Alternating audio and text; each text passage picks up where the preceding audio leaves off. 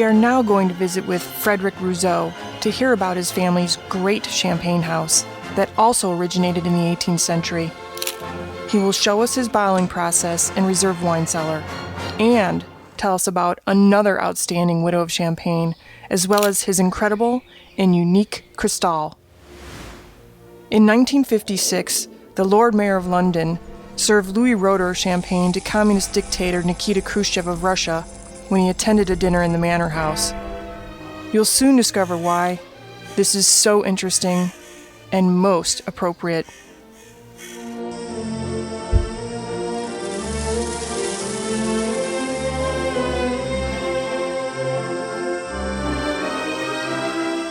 Louis Roederer is so special for numerous reasons, but one is that it's an independent champagne house. Can you tell us what that means?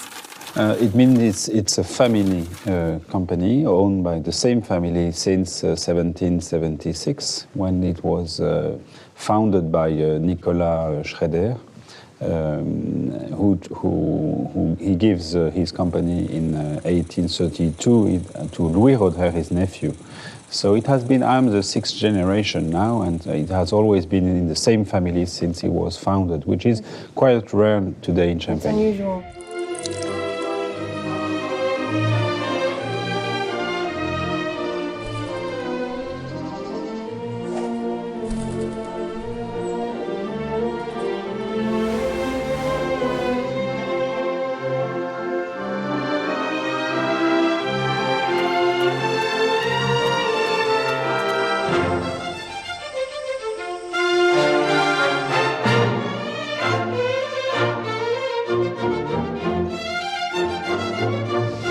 Louis Roederer had a very special relationship with Tsar Alexander II. Can you explain Well, in that? fact, Louis Roederer, the company in the middle of the 19th century, had very good relationship with Russia already, because Louis Roederer was producing 2.5 million bottles out of 25 million bottles produced in total champagne, and out of those 2.5 million bottles, nearly 30% of this production, of our production, a third of our production was sold to Russia, and especially to the court of the Tsar. And the Tsar was very happy with our champagne. We have good relationship. But one day he said, "Okay, you are producing a good champagne, but I would like to have a special cuvée, a special wine for me, and also if you could put this wine, this special cuvée in a special bottle, who would help me to distinguish myself, Sure, you know." And so we came back to Champagne, and our winemaker at this time goes in his cellar, tried to build this special cuvée, and we decided to put it in the crystal clear bottle. It was in 1876, and that's and we give this Cristal name at this time. So Because in fact, the Tsar was helpful for us, because he pushed us to build one of the first prestige cuvées in Champagne, which was at this time quite rare. And most of the champagne bottles are, well, all of them actually, right, are green and thick, and so that's what this is so exceptional. Absolutely. And incredible. Especially at this time, most of the bottles, all the bottles were green. So we were the first one to have a bottle, a crystal bottle in clear bottle.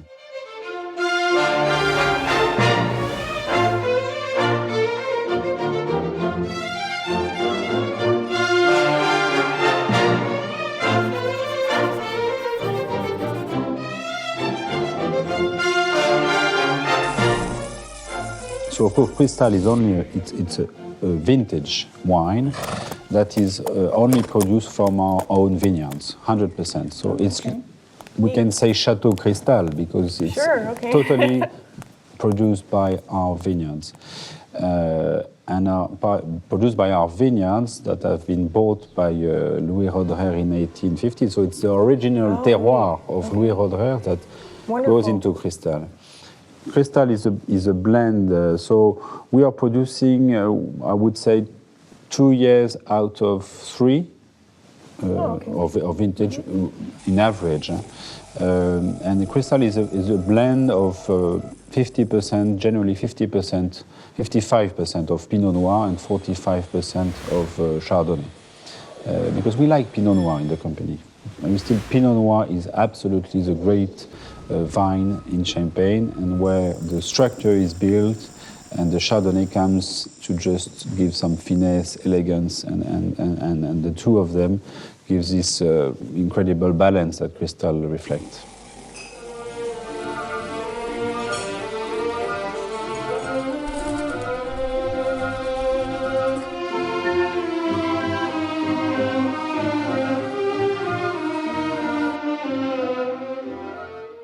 Since Russia was a third of your market, export market, what happened with the Communist Revolution in 1917? How did that affect Louis Roederer?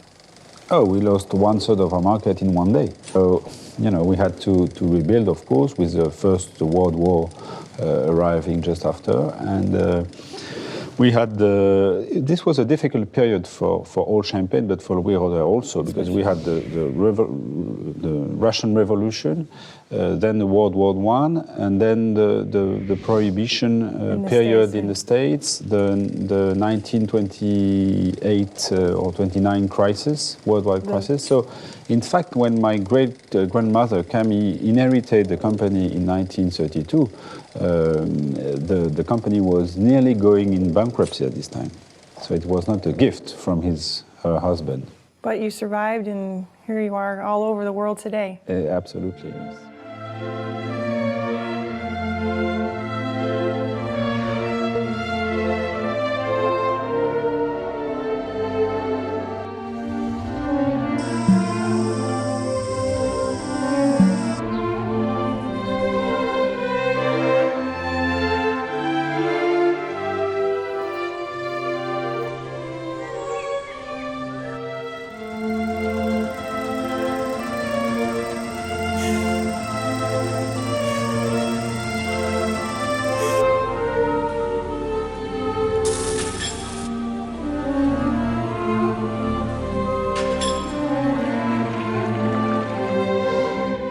Camille Roederer, your great-grandmother, as you mentioned, inherited the company at a very difficult time period, several different setbacks that occurred in a row. How did she manage to proceed? Well, in fact, she arrived in the company after her husband died in 1932, and her husband was Léon Roederer, used to live in Paris, was hunting, was a big writer, etc. And so he wasn't managing really the company, and he was a member of his family, I don't remember who was managing the company. And as the company was going in bankruptcy, this manager wasn't doing it very well, was still spending a lot of money, etc. And when my great-grandmother arrived, she decided first to get rid of this guy and to manage herself the company, to reduce the spends, etc., and to try to reopen the company, the Champagne company, worldwide, organizing dinners, tasting, traveling a lot for the company, and trying also to go through the Second World War in 1939, which was not easy because the German people were close to Champagne. But she succeeded. She was she had a lot of character. Dynamic woman, a lot of character, and she decided, I think she took the good decision at this time.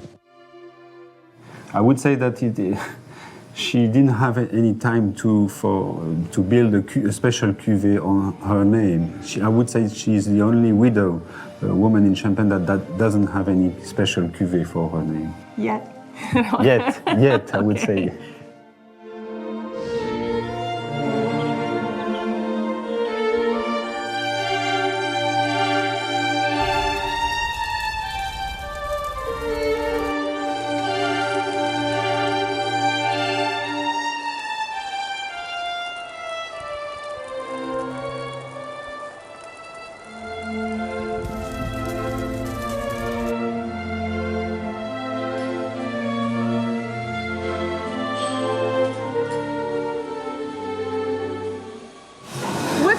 size of bottle is that? These are Jeroboam, which represent 4 bottles. 4 bottles. We have bottles, Magnum, Jeroboam. And Methuselah. And then Methuselah, which is 8 bottles. 8 bottles of Methuselah. And the Jeroboam is done, is bottled by hand only, while the bottles are done on machine. What are they doing there? They are vous les lavez là? Oui, they are cleaning it. Cleaning. Cleaning it before adding the wine. How many bottles will they do at a time by hand? 1,000 a day. 1,000 a day. Jeroboam. Wow.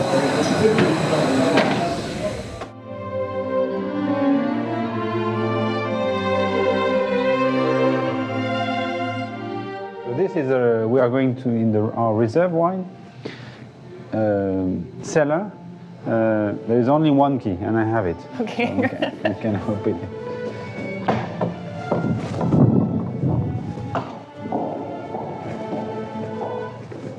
So this is our reserve wine cellar, and we have nearly 300 oak stacks like that come from different, the woods come from different origin of France. We use this wine for non-vintage wine, the Brut Premier, to blend different years with the current harvest to have the same style of our wine and to keep the same style, the same consistency of quality. And so they are very useful for the complexity we can give to our non-vintage wine. And so we nearly have half of 1 year production. In the stock here is nearly half of 1 year production.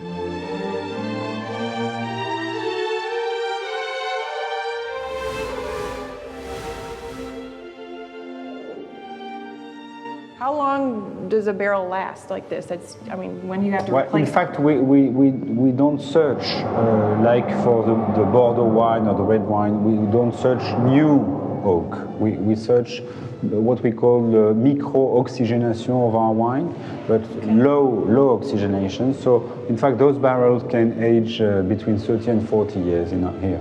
Okay. So they all have between. The newer have maybe 5 years old, and the oldest is 40 years old.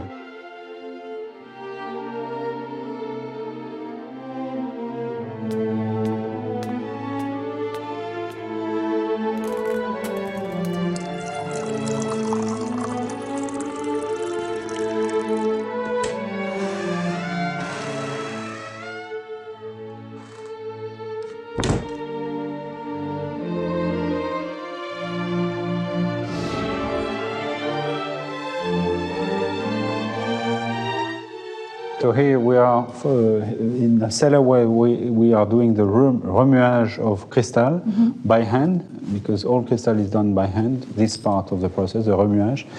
And the remuage in fact consists of taking out the sediments that has been produced by the second fermentation done in bottles. You can see it there. And we have to get rid of that by disgorgement.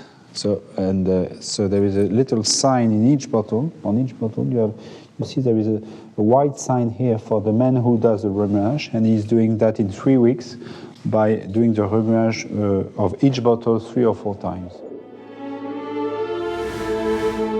How many bottles are down here aging now? In fact, in these cellars, we age nearly 4 years of normal production.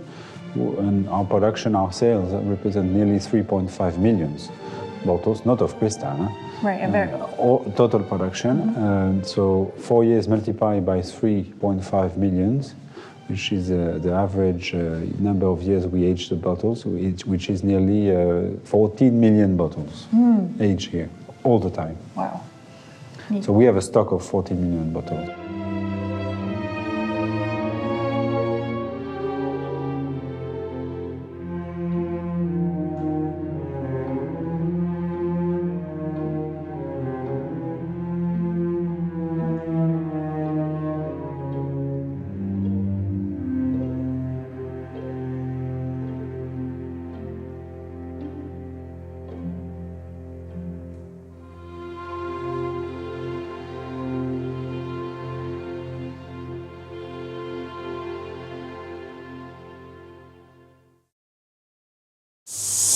you see the ice, the sediment is blocked on an ice. Then we get rid of what we call the capsule. There's some wine gets off the bottle, so we need to add a little bit of wine, only 1 centiliter, what we call the liqueur d'expédition, which is very important. This liqueur d'expédition is some wine aged in oak barrels also, so for us it's a very important part. Hein? Il y a 2350.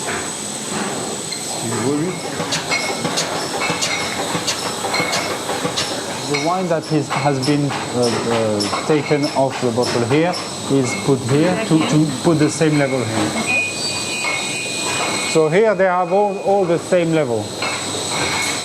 This is a special bag just to clean a little bit more the cork if there is some poussière or bacteria or something, we can get cleaner. So it feeds it. So it goes there and then in the bottle.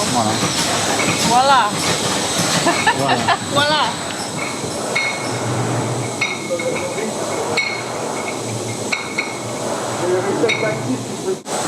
Can you tell us what's going on here with the wires? So the wires, the muslin will be put up on the cork, on the bottle, to fix the cork and to Hold it tight. stronger this. What's going on here? It does look like ballet. It's so beautiful.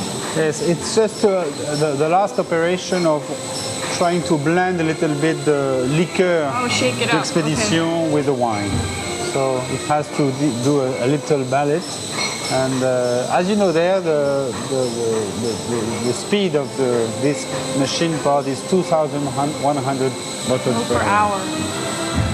Marvelous. So now, after that, we have to leave it 6 months To age. to age a little bit with the liqueur d'expédition, and then we have to drink it. Okay, very good. Label it and drink it. Okay, wonderful. This is the end of the process of producing a champagne before drinking it, which is the best part, of course, of doing that. The labeling, and we just are changing our label for our non-vintage cuvée and some of our vintage cuvée also, except Cristal, who doesn't change. And this is our new label, you see, and it's a slight evolution between the oldest and now the new one, where it's a little bit modern. More modern, a little bit more contemporary. You like it? But still very lovely. Thank you.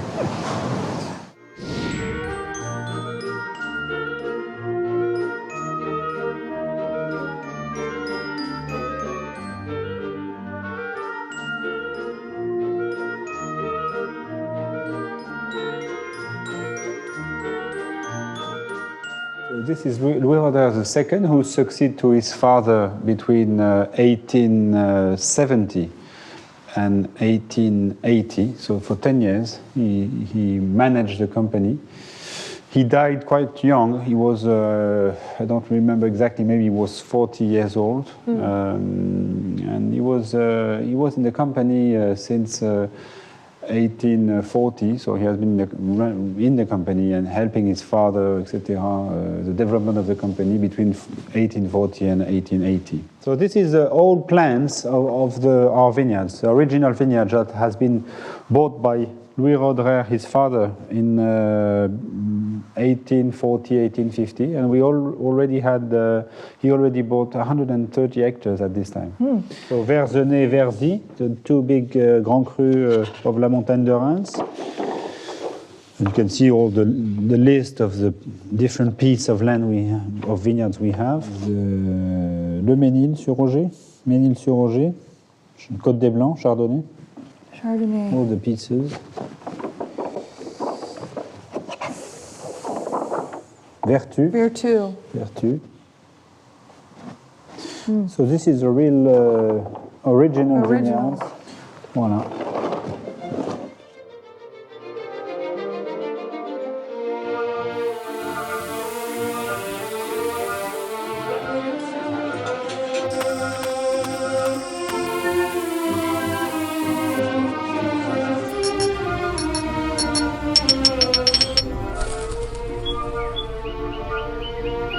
We're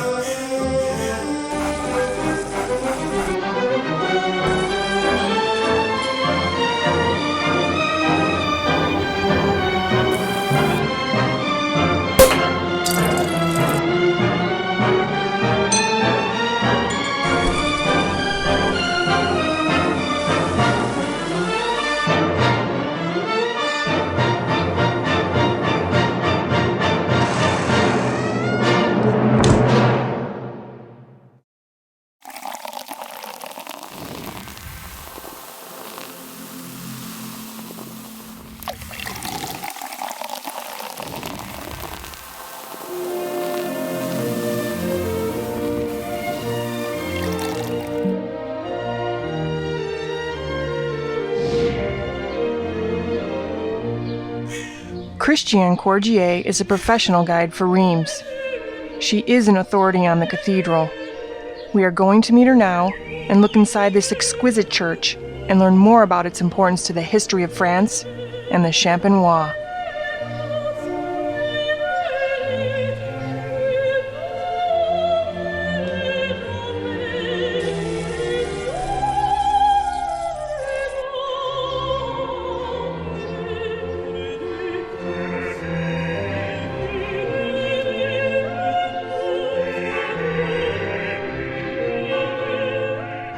When was the Reims Cathedral constructed? This cathedral is not the first built on this spot, it's the third.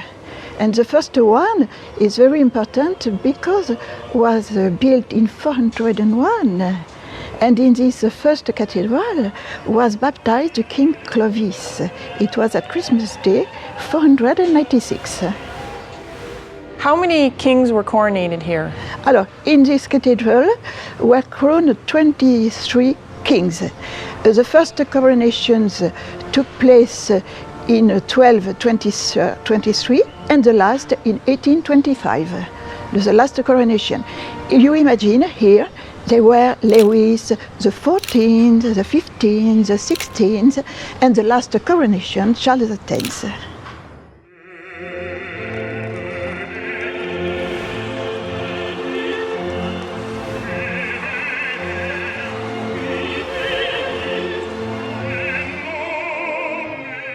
Joan of Arc was here, right? Alors, Jeanne d'Arc was here in our city for the coronation of Charles VII. It was in July 1429. And this moment was very important because France at the moment was occupied by English. And after this crowning, English ran out the country. They left, yes. Yeah.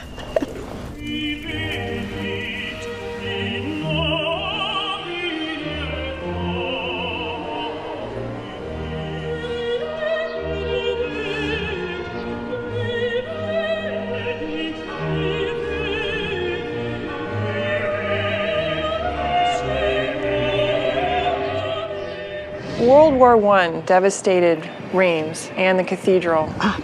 World War I was terrible for the city. The city was destroyed.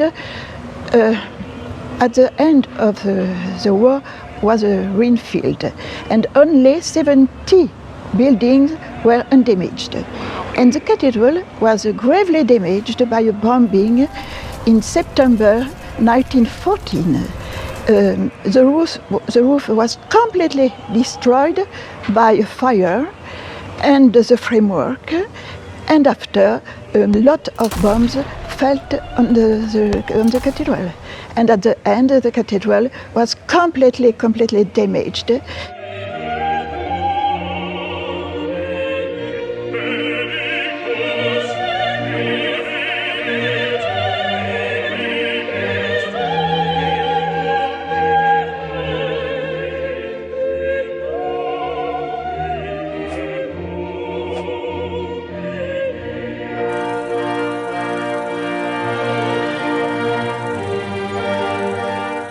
And we thank John Rockefeller Fund for the help to restore the upper part, that's to say the new framework made in concrete. It's a masterpiece.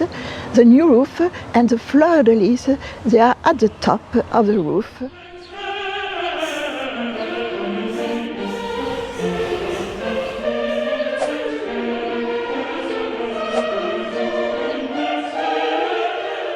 The small rose window was made in 1936 by Jacques Simon, this famous family of glassmakers we have in Reims since 1640. And nowadays it's the same family making stained glass for everywhere in the world.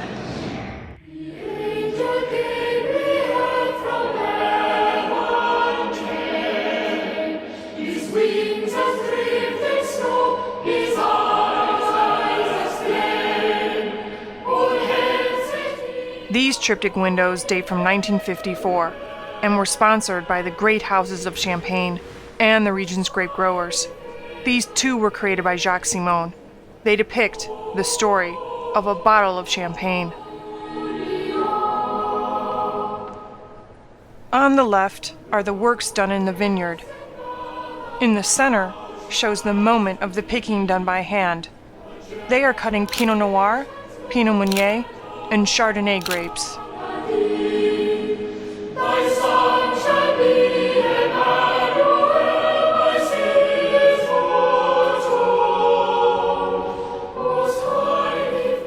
At the bottom is the press where the grapes are softly crushed. Notice also the cooper crafting a wood barrel for the wine.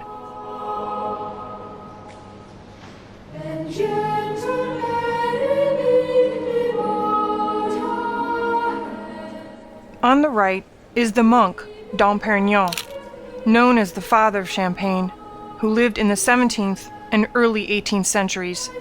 Directly beneath him is a man doing remuage, the process that slowly moves the leftover sediment into the bottle's neck, after which it's expelled completely.